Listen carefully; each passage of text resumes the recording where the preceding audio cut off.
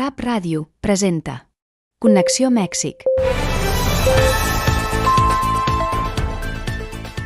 Quin goig tornar a saludar-vos en aquest espai de trobada, reflexió i cultura. Gràcies per acompanyar-nos una vegada més. Avui saludem amb molta alegria el nostre col·laborador d'actualitat de Mèxic, a qui sempre és un plaer escoltar per la seva mirada lúcida i crítica, a Leonardo Alvarado. També donem la benvinguda a la nostra convidada especial, l'arqueòloga Dàlia Paz, que ens parlarà sobre l'associació Ximbalcaix i les activitats pensades per als nens i les nenes, una proposta meravellosa per connectar amb la cultura i l'arqueologia d'una manera viva i significativa. I avui estrenem també Camí a Bastia, una secció dedicada a la cultura popular catalana que fa la Plec Internacional. I ara sí, comencem i anem ja amb el bloc d'actualitat. El bloc d'actualitat. Connexió, el fil que et connecta amb Catalunya. Hola Leonardo, benvingut. Gracias, Miriam, qué gusto estar aquí otra vez contigo, con tu audiencia, con nuestra invitada y con la gente de Rap Radio.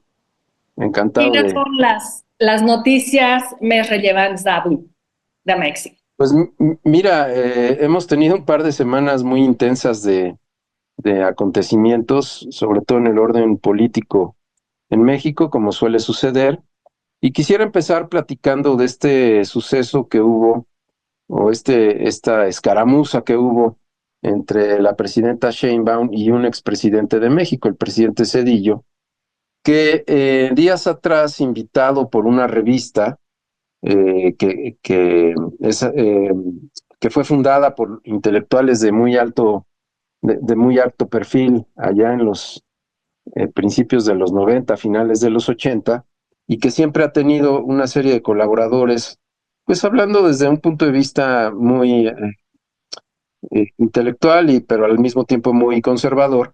Invitaron al presidente Zedillo a que escribiera un artículo sobre la situación actual, y en particular él se centró en dos temas que son muy sensibles: el aspecto económico y lo que tiene que ver con la reforma judicial, ¿no?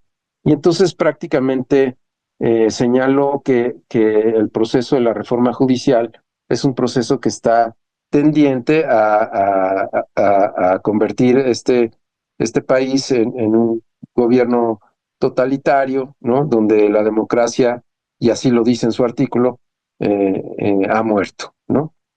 Al presidente Zedillo se le olvida lo que él hizo durante su sexenio y la cantidad de delitos que cometió durante su sexenio, empezando, por ejemplo, por aquella terrible deuda que contrató para salvar a una serie de empresas privadas, en particular a los bancos, que hoy conocemos como la deuda del FOA-PROA, ¿no? Una deuda monumental que dañó a millones de familias mexicanas, gente que perdió no solo el auto que había sacado a crédito, sino su casa y cualquier cantidad de planes que hubiera podido tener, empresas pequeñas. Fue un verdadero debacle en su momento, y esto fue producto de un régimen. Veníamos del régimen de Carlos Salinas de Gortari, donde se decidió que la mejor alternativa para el país era privatizar todo lo privatizable, que el Estado no debería de ser, no participar en la economía de ninguna manera, muy apegado a lo que en aquel momento se había puesto ya de moda y que hoy el presidente López Obrador llamó de neoliberalismo, ¿no? Que era una globalización total del comercio, con un Estado muy delgado, que interviniera muy poquito porque los mercados se regulaban por sí mismos. Hay múltiples ejemplos de que eso no es así, y nosotros lo vivimos en carne propia a finales de 94, principios de 95, y lo que quedó del sexenio del presidente Zedillo. Además de que usó la fuerza del Estado para reprimir y desafortunadamente arruinando no solo la vida de mucha gente, sino en la que se cometieron asesinatos flagrantes, en represiones sociales. Y además, por ejemplo, otra cosa que hizo fue remover al Poder Judicial. Con total autoritarismo presidencial removió al Poder Judicial, porque él no tenía confianza en que los jueces fueran a ayudarle a proponer todas las cosas que tenían que proponer hacia adelante y reformas constitucionales que eran totalmente anticonstitucionales, ¿no?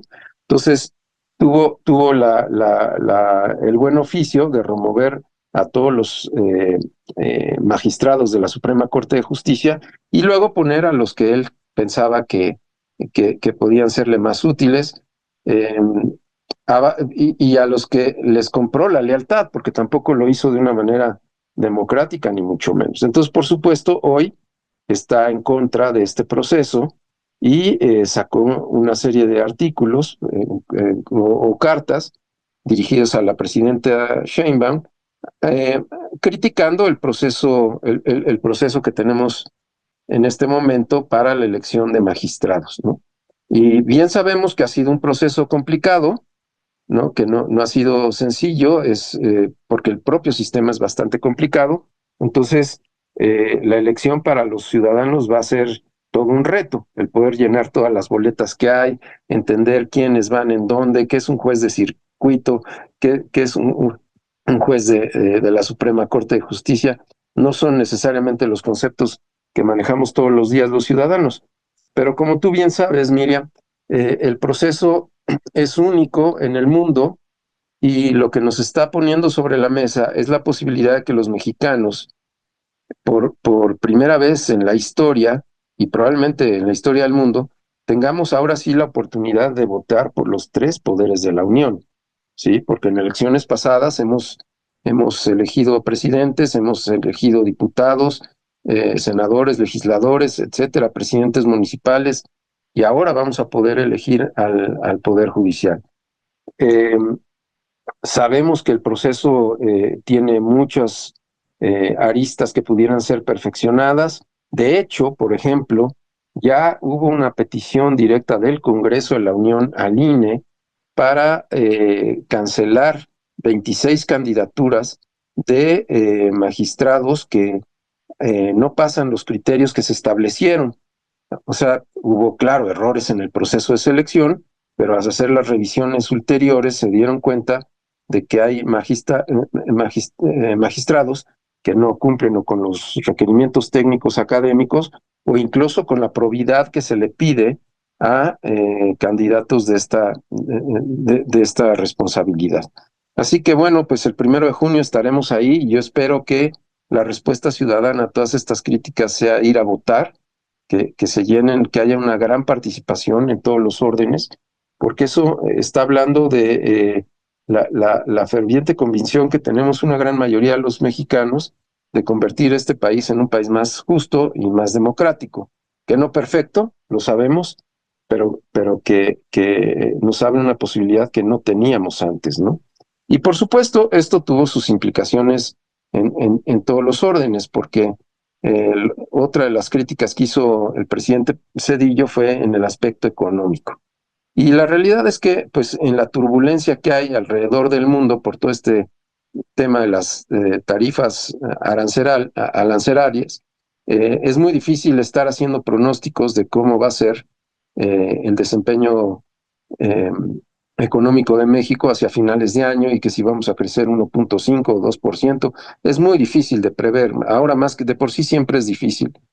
Pero bueno, sí sabemos que el gobierno va a hacer inversiones muy fuertes con el Plan México para reactivar el sector interno, que es muy importante, un sector que estuvo muy abandonado durante mucho tiempo, especialmente desde que se firmó el Tratado de Libre Comercio allá en el año 94, porque todo se volvió o se centró en el sector exportador, ¿no? Y lo que también vimos respecto a eso es que pues hay que hacer una reforma aduanera importante, hay que hacer una serie de arreglos desde el punto de vista legal, operativo y logístico, porque se descubrieron en estos días unas cantidades increíbles de contrabando de combustible, ¿no? Lo que conocemos nosotros en México como huachicol, que es tanto de Estados Unidos a México como de México a Estados Unidos, y además en sus variantes, porque hay quien directamente le roba de los conductos, de los oleoductos o de los ductos que lleva Pemex a diferentes partes del país, quienes roban gasolina de ahí pero también hay quien importa gasolina de manera ilegal, ¿no? Haciéndose pasar por aceites y otro tipo de productos y evadiendo los impuestos que hay que pagar, en la que están involucrados empresarios norteamericanos y empresarios mexicanos. De hecho, en Texas ya se detuvo a una familia entera que había logrado contrabandear quién sabe cuántas millones de litros de gasolina a México, ¿no? Y a eso, a lo que se le conoce como el huachicol fiscal, ¿no? Entonces, lo que nos hace ver todo esto es que sí es muy importante hacer las reformas necesarias para que ese tipo de cosas sucedan cada vez menos, o por lo menos para que haya los blindajes legales y operativos necesarios para disminuir ese tipo de delitos, ¿no? Por ejemplo, otro hecho que fue muy destacado en estos días fue la publicación de un anuncio del gobierno de los Estados Unidos en cadena nacional, en las televisoras privadas más importantes de este país, que era francamente discriminatorio y agresivo hacia los migrantes, ¿no? Era un promocional con la jefa del Instituto de Seguridad Nacional de Estados Unidos, advirtiéndole a los migrantes que serían tratados como criminales en caso de ingresar al país, lo que motivó a la presidenta Sheinbaum a acelerar el proceso de reconsideración de la ley de telecomunicaciones, que también terminó siendo un evento terriblemente controversial. Incluso se le llegó a bautizar ya como la ley censura, de tal grado que la presidenta le pidió al Senado que detuviera la iniciativa y que la llevara a foros públicos para ser eh, pues, estudiada y replanteada si fuese necesario. Es una ley muy importante porque, como vimos, por ejemplo, sí habla de cómo administrar el espectro radioeléctrico del país, que es un bien nacional, es como las aguas territoriales, así como las playas en México no deberían de ser privadas y hay quien las privatiza, pues el espectro radioeléctrico tampoco es privado, se concesiona y se concesiona bajo ciertos términos y condiciones, y eso no puede estar siendo utilizado de manera discrecional para beneficiar a unos cuantos. Entonces, el hecho de promover este tipo de campañas negras, pues no es necesariamente el mejor uso del espectro.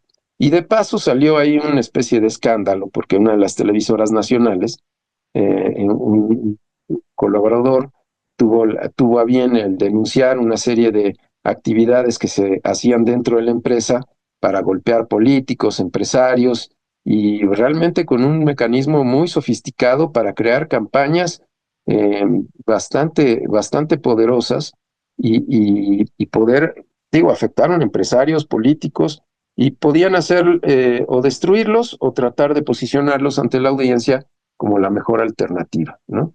Entonces, la pregunta inmediata es decir, oye, ¿por qué una empresa que tiene una concesión de un bien público se dedica a hacer estas cosas, ¿no? Y claro, el proceso legislativo no va a ser sencillo y la redacción de esas leyes no va a ser sencillo porque efectivamente hay una línea muy delgada y la posibilidad de caer en una censura es muy fácil, ¿no? Entonces también se cuestionó la creación de una nueva agencia, la Agencia Digital de Transformación Digital, pues que adquiere una serie de poderes sobre este tipo de cuestiones que a la mayoría de la oposición no le gustó. Pero bueno, aquí la oportunidad es de decir, oye, ¿cómo si hacemos una ley que nos permita tener a los mexicanos mejor acceso a la información en todos los órdenes? Aunque no deja de pesar ahí ciertas contradicciones, porque, por ejemplo, si revisamos los números del sexenio anterior, vemos que la cantidad de dinero que el gobierno federal puso en promociones a las televisoras privadas rebasa considerablemente el presupuesto que le dio a los medios públicos. Entonces ahí viene otra discusión, decir, bueno, ¿cómo vamos a hacer que el derecho a la información y la libertad de expresión sean lo más equitativas posibles cuando sabemos que son eh, eh, áreas de la vida humana que requieren grandes cantidades de recursos, ¿no? Entonces, bueno, pues ahí está el proceso legislativo, ya está por terminar en los próximos días. Lo más seguro es que todas estas discusiones se vayan hasta el próximo, eh, eh, como se dice, la próxima temporada legislativa, que es hasta septiembre, donde también vendrán otras leyes que tienen que ver, y como lo platicamos anteriormente, con el tema de la tenencia de la tierra y el derecho al agua, etcétera, ¿no? Así que habrá un par de leyes que se quedarán ahí en el tintero, pero que bueno, en principio no deja de haber actividad legislativa y que se discutirá más adelante. Porque por otro lado, pues, siguen habiendo embates del gobierno norteamericano contra México, ¿no?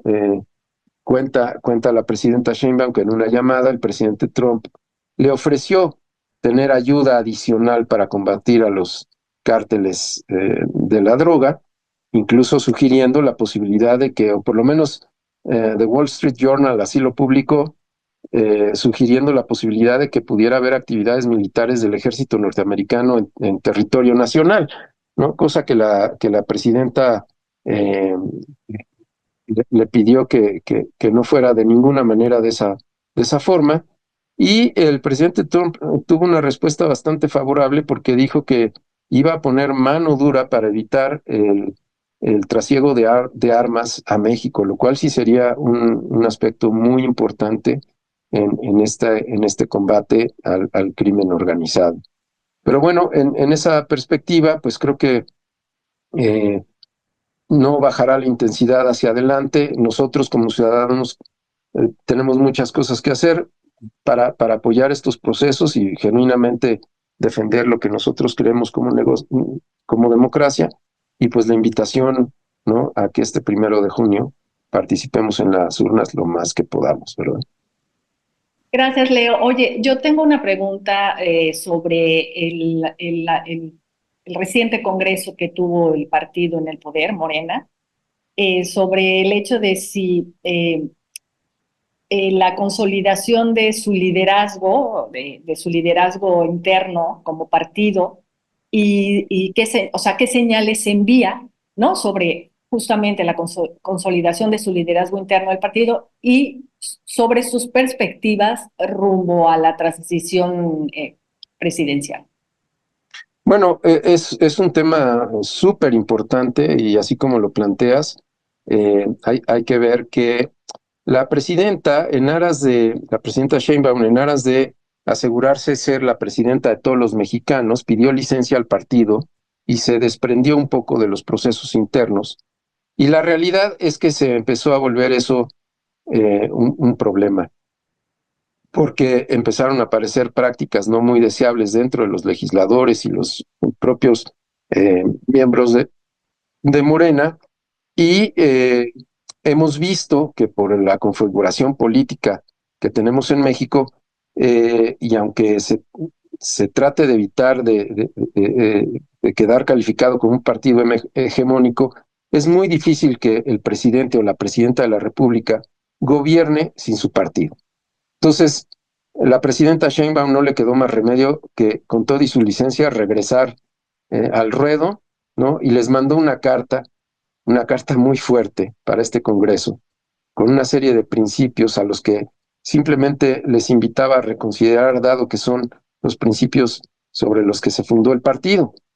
Entonces, el Congreso en ese sentido fue muy positivo porque todo el mundo salió convencido de que no hay más remedio que disciplinarse, no hay más remedio que no perder de vista la motivación original del partido y que no hay más remedio que comportarse como la ley manda, ¿no? Entonces, por ejemplo, este tema del nepotismo que se había discutido muchísimo, ya quedó instaurado como una condición inapelable para los miembros de Morena, para las elecciones, incluso de este mismo, porque en un par de estados tenemos elecciones en 2026 y luego las intermedias de 2027, ¿no? Entonces, en ese sentido, la verdad es que sí, le hicieron total caso a la presidenta Sheinbaum y eso nos dice que pues ella no se podrá separar de aquí en adelante del partido para mantenerlo ordenado y que, como bien dices tú, en su momento, por ahí del año 27, pues tendremos que ver cómo va a fluir este tema de la sucesión presidencial, que en su momento el presidente López Obrador manejó genialmente y le comió el mandado a todo mundo, ¿no? No sabemos si la presidenta Sheinbaum y sus aliados tengan la sagacidad de hacer eso. La oposición sigue muy desarticulada, ha perdido mucha fuerza en muchos sentidos desde el punto de vista político, pero tiene una gran fuerza económica y cada vez acumula más. Entonces, eso también va a ser un factor. Así que lo que más le conviene a Morena en estos momentos es disciplinarse, mantener el rumbo y no dejarse llevar por tentaciones, porque sabemos que allá adentro hay muchos de los miembros que son bastante fáciles de tentar. Moltes gràcies, Leonardo. És sempre un plaer escoltar-te i aprendre del teu anàlisi clar i profund. Que vagi bé, Leonardo. Gràcies. Encantado. Saludos. Som el fil que et connecta amb el país. Connexió cada dia a RAP Ràdio. Dilluns, Connexió Luxemburg. Dimarts, Connexió Argentina. Dimecres, Connexió Madrid. Dijous, Connexió Mèxic. Divendres, Connexió Catalunya. Escolta'ns a rap.cat, a les plataformes de podcast i a YouTube. Si vius a l'exterior, som la teva ràdio. La apagada recent a Espanya i Portugal em va fer pensar en la nostra relació amb la tecnologia. Enmig del silenci sobtat de les màquines i les pantalles en negre, es va fer evident fins a quin punt les nostres vides estan entrellaçades amb sistemes digitals i infraestructures invisibles. I és a partir d'aquell moment que vaig decidir parlar una mica sobre això. Quan s'apaga la llum, mòbils, dependència i el buit que ens habita. La recent apagada que va deixar sense energia a Espanya i Portugal va ser molt més que una interrupció tècnica. Durant hores, l'electricitat va desaparèixer, les xarxes es van silenciar i els dispositius que organitzen la vida quotidiana van quedar reduïts a objectes inútils. Però més enllà del col·lapse de la infraestructura, el que va quedar al descobert va ser una realitat molt més íntima, la nostra extrema vulnerabilitat i dependència tecnològica. El caos va ser immediat. Les ciutats van entrar en una sort de suspensió forçada, semàfors apagats, transaccions electròniques detingudes, estacions de serveis tancades, ascensors immòbils, línies d'emergència inactives, trens parats. En molts casos, l'aigua va deixar de córrer i les neveres van començar a descongelar-se. La gent va sortir als carrers buscant senyal, bateria o simplement companyia. El mòbil, aquest objecte que sembla contenir-lo tot, es va convertir en una promesa frustrada. Sense càrrega, sense internet, sense xarxa, sense poder, literal i simbòlicament. Enmig d'aquest col·lapse, la incomoditat va créixer. Ens van adonar, potser amb una certa vergonya, de quan depenem de les pantalles per a sentir-nos acompanyats, productius, informats, fins i tot vius. Qui som quan no podem compartir el que fem? Què fem quan no podem consultar, reaccionar, opinar, desplaçar l'atenció al palmell de la mà? L'espera sense estímuls es va tornar insuportable per a molts.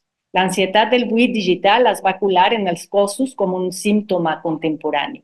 Perquè no és només el mòbil, és la forma en què ho hem naturalitzat, com a extensió del pensament, del llenguatge, del record, del desig. És allí on anotem les nostres cites, ens orientem, comprem, penem, estimem, aprenem. I és també allí on fugim de nosaltres mateixos, de la pausa, del silenci, de l'avorriment. Sense adonar-nos hem buidat el present per omplir-nos de notificacions. I no obstant això, l'apagada també va ser una esquerda, un espai supès on per un instant va apuntar una altra possibilitat. Es van obrir finestres, es van encendre espelmes, van tornar les converses a la calor d'una taula als carrers. Alguns van redescobrir el cel blau del dia i el fosc de la nit, uns altres la veu del veí del transeünt. La desconnexió forçada va mostrar que fins i tot entre el desconcert i la incertesa hi ha vida més enllà dels dispositius, que també podem mirar-nos als ulls i conversar sense una pantalla pel mig. No es tracta de romantitzar el caos ni de negar les múltiples funcions útils que la tecnologia compleix en les nostres vides. Tampoc d'idealitzar l'apagada, que en molts casos va significar pèrdues econòmiques, inseguretat o angoixa real. Però sí que és necessari detenir-nos a pensar si un tall elèctric, que afortunadament va ser temporal, pot desestabilitzar tant la nostra quotidianitat, que tan sostenible és el mode en què vivim, qui tant de control creiem tenir sobre tecnologies que en realitat ens governen. En temps d'hiperconnexió, el gest més subversiu pot ser desconnectar-se voluntàriament, reaprendre a estar sense estímuls constants, sense validació immediata, sense soroll de fons. Escoltar el silenci, travessar l'avorriment, donar-li lloc a l'inesperat. Perquè és en aquest espai, aparentment improductiu, on sorgeixen les preguntes, la imaginació, la creativitat, on potser podem tornar a habitar el temps com una cosa pròpia, no com una successió d'actualitzacions. L'apagada va ocórrer a plena llum del dia, però va deixar en evidència una foscor més profunda, la dependència silenciosa que la vida contemporània té de la tecnologia. L'entrevista. Connexió. El fil que et connecta amb Catalunya. I ara sí, arriba el moment de saludar a la nostra convidada d'avui. Ens fa molta il·lusió donar la benvinguda a l'arqueòloga Dàlia Paz, que ens acompanya per parlar sobre Ximbalcaix i les activitats dedicades als nens i a les nenes.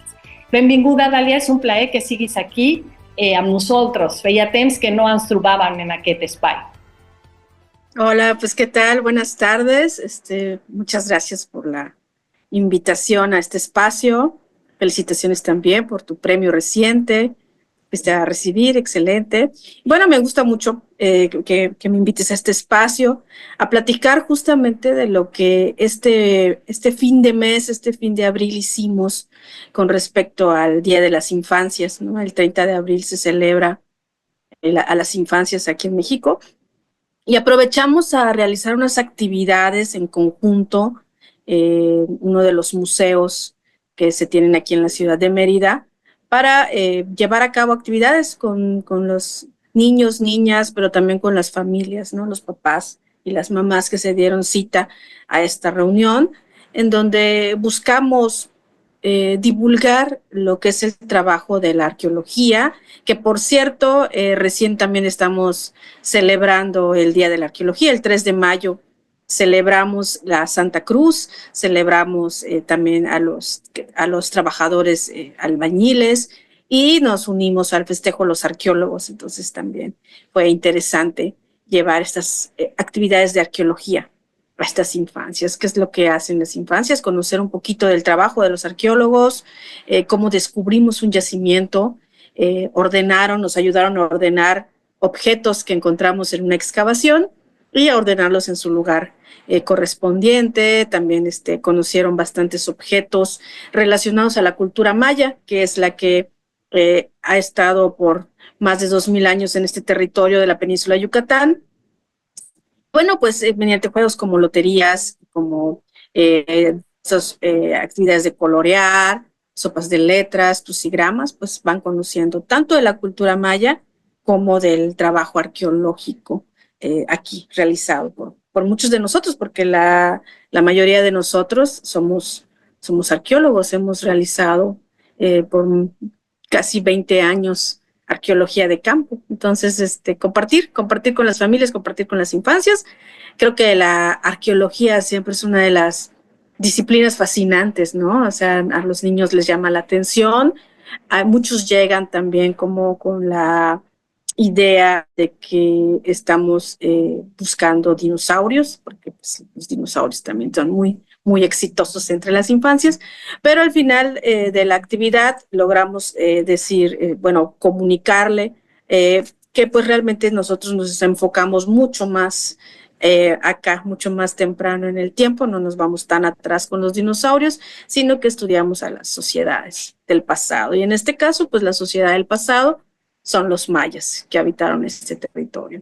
Entonces conocemos un poquito de sus actividades, de sus formas de vida antiguas y también de los objetos que dejaron y que nosotros vamos encontrando en las excavaciones. Entonces se vuelve una actividad bastante divertida, entretenida y pues socializamos la importancia también de la arqueología, ¿no? A veces como que decimos, ¿qué hace un arqueólogo y para qué sirve, no? Pero pues es entender el pasado y también reconectar con las identidades, porque la población maya en el territorio es todavía bastante presente, ¿no? Entonces, sirve para visibilizar esa identidad maya que todavía perdura aquí, en Mérida y en gran parte en otros estados, ¿no? Chiapas, Campeche, Quintana Roo y por supuesto Centroamérica.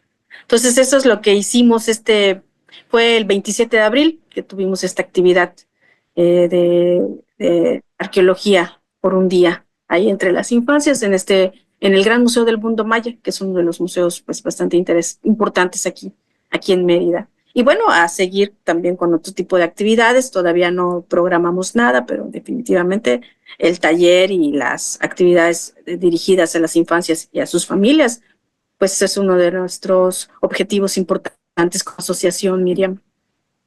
¿Y cuáles son, no sé, los desafíos que se encuentran ustedes como asociación al momento de implementar estas actividades y cómo lo resuelven precisamente para abordarlos desde una perspectiva educativa?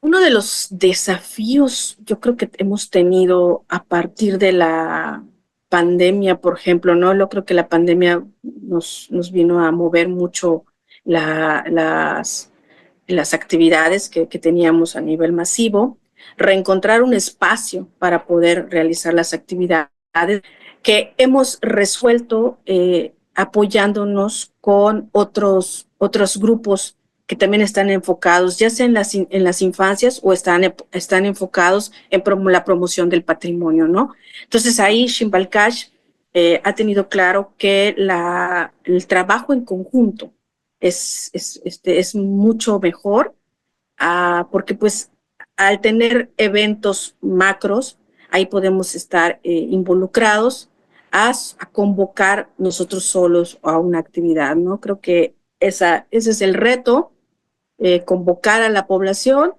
convocar a los públicos, y creo que lo hemos resuelto de esta manera, ¿no? Enmarcándonos en otros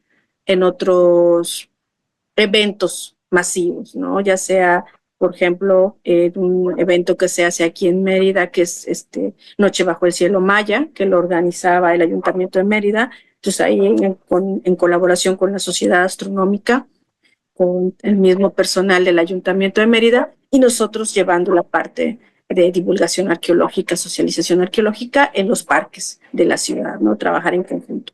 La unión hace la fuerza. Y de ahí, este 27 de abril estuvimos también en el marco de un festival de cine infantil. Fue un festival de cortos en donde los niños fueron y presentaron sus trabajos, los resultados de su trabajo de pequeños cortos, y bueno, ahí estuvimos en una especie de bazar. Estuvo una experiencia bastante interesante. Había bazar de productos y había también actividades, ¿no? Hubieron actividades de lectura infantil y nosotros con las actividades de divulgación arqueológica o socialización de la arqueología y del patrimonio. Pero sí es uno de los retos, encontrar esos espacios en donde podamos, porque pues requiere también logística, llevar cosas, etcétera, ¿no? Tengo, no sé, me pregunto, ¿cómo después de un evento de este tipo, después de la realización de talleres que llevan a cabo, en las que, bueno, ya se ha explicado un poco el interés que despierta en los niños estas actividades, cómo hacer o cómo se mantienen activos estos procesos de exploración y de aprendizaje después de estos talleres, de estas experiencias? Creo que ahí también no podemos como hacer continuo el contacto tal vez con todas las personas que acuden y conocen un poquito de la actividad. Nosotros dejamos nuestros contactos, dejamos nuestras redes sociales para que nos sigan a través de las redes sociales cuando haya una nueva actividad, cuando haya un nuevo, sobre todo eso, ¿no? Nuevas actividades en otros espacios, en otros lugares. Procuramos también ir como renovando un poquito las actividades para que si ya fuiste a una, en la siguiente ocasión pues tengas la experiencia de conocer otro aspecto de la cultura, otro aspecto de la arqueología, pero con otro tipo de actividades. Pero creo que sí ha sido un poquito difícil como reencontrarnos con nuestro público. Sin embargo, me llamó la atención que en esta ocasión como entregamos las hojas de actividades y ahí van nuestras redes, siempre les decíamos a los papás, ¿no? Ahí están nuestras redes, pueden seguirnos. Y ya nos decía una mamá, sí, sí, sí, yo ya lo sigo, yo ya estoy pendiente de lo que hace y ya he visto otras actividades. Entonces, creo que poco a poco y conforme seamos, tengamos presencia en estos espacios, yo creo que ya las familias nos ubican, ¿no? Y siempre buscar abarcar un público más grande, ¿no? Porque hay un público muy interesado en lo que es patrimonio y cultura, pero es difícil llegar a otros públicos, ¿no? A través de las escuelas, por supuesto, que nos hacen llamados. El año pasado, precisamente, estuvimos celebrando el Día de las Infancias en una escuela, porque era parte de la actividad del festejo de la escuela. Entonces, ahí también, o sea, creo que arqueología con infancia siempre va a estar, siempre se puede trabajar muy bien de la mano, ¿no? Porque sobre todo el taller que ofrece actividades lúdicas y mientras aprenden los chicos y las niñas, pues es esta parte de la oferta educativa que a veces se busca para las escuelas y para las actividades en general, ¿no? Por ejemplo, hablabas ahorita de esta dependencia a la tecnología. Por ejemplo, hoy por hoy sabemos que las infancias también están enganchadas tanto en programas que se ofrecen en las redes sociales como en los juegos en redes sociales. Entonces, creo que sí hay una población que está buscando cómo separar a las infancias de que están tan enganchados en redes, ¿no? Entonces buscar algo más activo, buscar otro tipo de actividades que no involucren tecnologías, que por supuesto que son muy buenas, pero vaya, no para depender totalmente de ellas, ¿no? Entonces creo que en ese sentido vamos, vamos generando un público que va a estar asistiendo y que además va a estar, creo que, llevando también a más personas a este tipo de actividades. Pero creo que ese también es un reto, Miriam, ir abarcando nuevos públicos, ir abarcando pues a más espacios, más otros lugares, otros espacios, ¿no? Y bueno, ¿cómo se puede poner en contacto la gente que esté interesada en llevar a sus niños a estos talleres, a estas actividades? ¿De qué manera pueden ponerse en contacto con ustedes? ¿Cuáles son las redes sociales que tienen?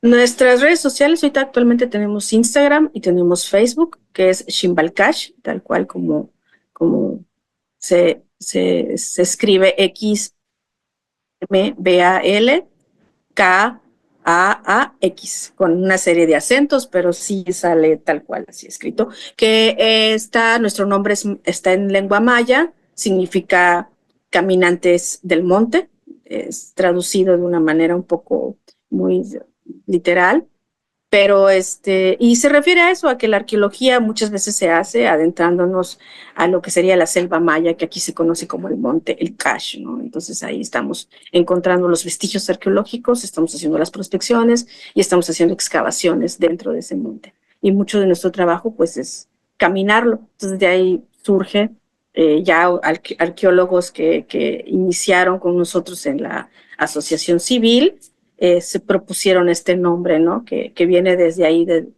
creo que en el PUC surge este nombre de Ximbalcash, ¿no? De los caminantes del monte, y lo retomamos con mucho gusto y con bastante inspiración de que justamente es lo que vamos haciendo, vamos caminando, pero también en un sentido más metafórico, Ximbal es una especie de ir paseando, no tanto caminar para rápidamente, sino ir, pasear, disfrutar. Y tiene que ver con lo que estamos buscando como asociación, que es disfrutar este patrimonio arqueológico y cultural en general, con el que todavía cuenta la ciudad de Mérida, ¿no? En sus parques arqueológicos todavía se puede pasear.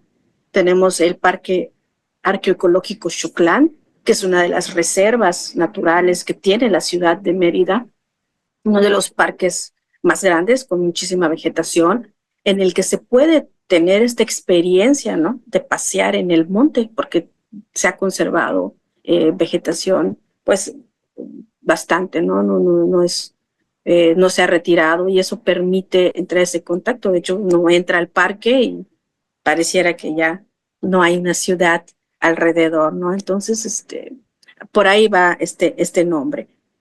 ¿Y cómo se enteran de las actividades? Normalmente en nuestro Facebook vamos a publicar lo que vayamos a realizar y dónde vamos a estar, ¿no? Entonces, este año todavía no hemos planeado tal vez un tallercito para verano. Esperemos que lo logremos concretar y se enteran en nuestras redes sociales. Ahí. Cada que vamos a hacer algo, lo estamos publicando en redes sociales, ¿no? Para que la gente tenga oportunidad de programarse y asistir a estas actividades, que en la inmensa mayoría de las veces son actividades familiares, que también eso nos ha gustado mucho, ¿verdad? Porque está dirigida a las infancias, pero los padres pueden participar perfectamente en todas les activitats que realitzamos. Doncs moltíssimes gràcies, Dàlia, per compartir amb nosaltres i amb la nostra audiència aquesta tasca que fa Ximbalcaix per a la conservació i promoció del patrimoni cultural maia a Mèrida. I cal destacar no només el compromís amb la memòria històrica, sinó també la seva admirable sensibilitat pedagògica i la seva tasca és molt significativa. Transmeten coneixement, però sobretot desperten consciències. Moltes gràcies, Dàlia. I és moment d'anar ja amb la nova secció, Camí de Bastia, on la Cora Alavedra conversa amb Víctor Baroja, president de la Federació Catalana de Jocs, Esports i Deports Tradicionals. Endavant. Camí a Bastia 2025, un programa de Rap Ràdio i Edifolk, on parlem amb tots els grups participants. Rap Ràdio amb la cultura popular. Avui seguim amb les entrevistes en motiu del 37è Aplec Internacional d'Edifolk i comptem amb la participació de la Federació Catalana de Jocs i Deports Tradicionals, amb Víctor Baroja. Hola, Víctor. Hola, bona tarda. A veure, explica'ns una mica què és la Federació Catalana de Jocs i Deports Tradicionals. El nom sencer és molt més llarg, és Federació Catalana de Jocs, Esports i Deports Tradicionals. Però nosaltres distingim entre els esports i els deports. Els esports són aquelles activitats que són reglades, organitzades per una federació i on el que prima és la competició, mentre que el deport és una activitat que es fa per plaer, per gaudi, sense buscar la competició. Aleshores, nosaltres distingim entre l'esport i el deport. Doncs és una federació que agrupa actualment 13 entitats, 13 associacions que ens dediquem al joc tradicional, des de les bitlles de sis, que potser és la modalitat més estesa arreu del país, fins a coses ben singulars, com podia ser la lluita del bac a les Terres de l'Ebre o les quilles araneses, perquè estem repartits per tot el territori, des de les Terres de l'Ebre fins al Pirineu. I això, ens hem ajuntat perquè el joc tradicional és aquest parent de la cultura tradicional que no... Tots hi hem jugat de petits i petites, tots hem practicat activitats físiques, però en canvi a nivell associatiu no realitzaven. La gent s'associa en clubs esportius, però tota la resta no s'assumpta. Per exemple, tenim ara, han entrat dues entitats que es dediquen a fer volar estels. Els estels és una activitat màgica, és una cosa extraordinària, no? Però esclar, fer una associació de gent que li agradi fer volar estels, doncs ja no és tan fàcil, no? O el io-io. El io-io seria un altre exemple d'aquella cosa que hem fet tots plegats, hem jugat al io-io, però en canvi, a l'hora de crear una associació de practicants de io-io, doncs és més complicat. Doncs, bueno, ho hem estat aconseguint en tots aquests anys, des del 2017, i ara ja us diem que són 13 associacions que estem vinculades a la federació. Déu-n'hi-do, Déu-n'hi-do. I no fa tant que existeix aquesta federació de jocs, esports i deports, i és el que deies, que és una mica una... Són coses que hem fet tots en algun moment o altre de la vida. Com és que hi va haver la necessitat de crear aquesta federació? Mira, el nostre origen és molt clar. Tenim una data molt clara. El 2015, la ciutat de Verona ens convida a Catalunya per anar a un festival de jocs. És el millor festival de jocs que es fa al carrer. Llavors, ens vam estar mobilitzant un seguit d'entitats que ja existíem aleshores per poder anar en representació de Catalunya com a país convidat. Era un moment important, el 2015, per moltes raons, i vam aconseguir anar-hi, però anàvem sense cap mena d'organització, és a dir, cada entitat bonament hi va anar-hi.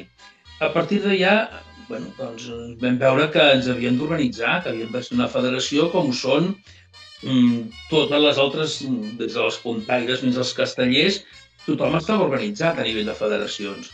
És a dir, que el nostre origen va ser arrel d'això. El 2015, la invitació que ens va fer la ciutat de Verona per anar al festival Tocatí. Déu-n'hi-do. I quant temps fa que en formes part tu d'aquesta federació des de la fundació? Podem dir que som els socis fundadors i impulsors, perquè la meva associació, la companyia de Jocs Anònima, vam ser els que vam coordinar la presència de Catalunya a Verona. Llavors, a partir d'aquesta coordinació, doncs va ser quan, al principi la federació es va constituir-la amb 4 entitats, ja us dic, i ara són 13, però la nostra, la companyia de Jocs Anònima, és fundadora i impulsora, vaja. I ara parlaves d'aquest primer viatge a Verona, que va ser quan es va decidir crear aquesta federació. Ara us n'aneu a Còrsega per la plec internacional de Default. En teniu ganes? Moltes.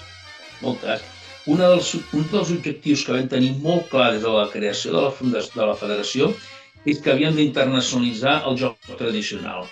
Havíem de fer xarxa amb entitats semblants, amb entitats germanes d'arreu d'Europa. En altres territoris d'Europa el joc tradicional estava més consolidat a nivell associatiu, a nivell institucional. I de seguida vam voler fer xarxa, començant pels italians que ens van convidar.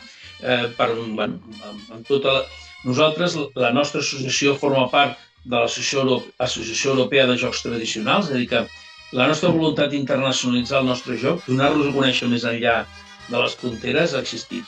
I en això estem. La plec per nosaltres és una ocasió magnífica de complir aquesta missió de donar a conèixer els nostres jocs i buscar semblances i diferències. Perquè, clar, baldufes resulta que pràcticament tot el món fem ballar baldufes, però les nostres baldufes són diferents de les baldufes corses. En aquest cas, en aquest plec de Còrsega ens fa molta il·lusió perquè ens trobarem amb els companys del joc de la morra. El joc de la morra és un joc mariner. És el gran joc de la Mediterrània. La morra és un joc que juga amb les mans, has d'endevinar el número de dits que treus un jugador i l'altre, l'adversari, traient els dits simultàniament i dient el número en veu alta. Aquest joc és senzillíssim, que ens ve des d'Egipte i ens arriba pels romans. Aquest joc s'hi juga tota la Mediterrània i amb els Còrsega en concret hi ha una comunitat de jugadors de morra molt potent. Aleshores, de fet, a Còrsega ha recollit campionats del món de la morra, on Catalunya hi va anar i vam guanyar el campionat del món a Còrsega. Els corsos han vingut a Catalunya quan hem organitzat l'any passat el campionat del món de morra. És a dir, que hi ha molt bona sintonia entre els jugadors de morra, corsos i els catalans. I, de fet, aquest any anirem amb una mostra de jocs tradicionals catalans, però la morra serà l'eix principal de la nostra activitat. Llavors, l'expectativa que teniu en aquest aplec de Còrsega, sobretot, és centrar-vos en la morra, a part d'evidentment conèixer molts d'altres jocs. Hi havíeu participat alguna altra vegada a l'aplec? Sí, a l'aplec, ara no sabria dir-te, però jo diria que com a federació, des del 2018 estem anant com a federació. Nosaltres com a associació, com a Anònima, ja anàvem abans, no? Però com a federació des del 2018. Però ja no és només la morra, perquè sí que hi haurà morra, però a l'aplec ens ha passat una cosa molt curiosa cada any. És que resulta que les colles de cultura popular catalanes que hi van també descobreixen els jocs tradicionals, perquè clar, un cop has desfilat, un cop has actuat a l'escenari, tens moltes hores per fer coses. I han descobert el joc tradicional és molt divertit, trobes hi ha gent que fan a la rutlla, que fan a baldufes, que tira les bitlles i són de les mateixes colles participants, és a dir, que estem donant a conèixer el joc a la gent de fora i a les mateixes colles participants, i això ens agrada molt. I tant, home, normal que us agradi. Algun objectiu molt concret de cara a aquest aplec i als que vinguin? Mira, jo diria que mantenir el llistó tan alt com cada any de l'aplec és un repte, però més allà pels organitzadors. Nosaltres, sempre que ens vulguin, hi serem allà, perquè ja us dic, per nosaltres compleix un objectiu primordial, que és aquesta internacionalització del joc, i això ho anem fent. No ens plantegem cap cosa especial. Potser aquest any aquesta trobada de morra és singular. L'any que es va fer l'Alguer, l'any que l'aplec es va fer l'Alguer, també ens vam trobar jugadors de morra de Sardenya. És a dir, que sempre allà on anem intentem connectar amb la comunitat lúdica del territori. En aquest cas és molt fàcil amb la morra. Clar, i tant. I segur que descobriu molts altres jocs que potser encara no havíeu descobert. Bueno, sincerament és difícil sorprendre'ns trobant un joc, almenys a nivell europeu, que no coneguéssim, perquè el joc tradicional és molt bàsic. Aleshores, en essència, dic, les bitlles en lloc de 6 poden jugar amb 9. La baldufa pot ser d'una forma més rodona o menys rodona. Ja, però és el mateix joc. Exacte, un joc que no coneguem, no ens ha aparegut, la veritat. Però, bueno, variants, que ens agrada trobar aquestes semblances amb la diferència, no? Nosaltres sempre diem que la gràcia del joc tradicional és trobar les semblances a través de les diferències, no? Clar, i tant. Molt bé, doncs moltíssimes gràcies, Víctor, per atendre'ns a Rap Ràdio. Esperem que vagi molt bé i esperem que jugueu molt. Això és molt important. Això segur. Jugar i fer jugar. Nosaltres sempre diem que ens agrada jugar i fer jugar, no? I farem les dues coses. Doncs ho deixem aquí, això. Moltíssimes gràcies i que vagi molt bé l'aplec. Gràcies a vosaltres. I arriba el moment de tancar per aquest dijous amb aquesta emissió. Gràcies a tots i totes per veure'ns i escoltar-nos. Dijous que ve ens retrobem aquí mateix en Connexió Mèxic. Fins aviat.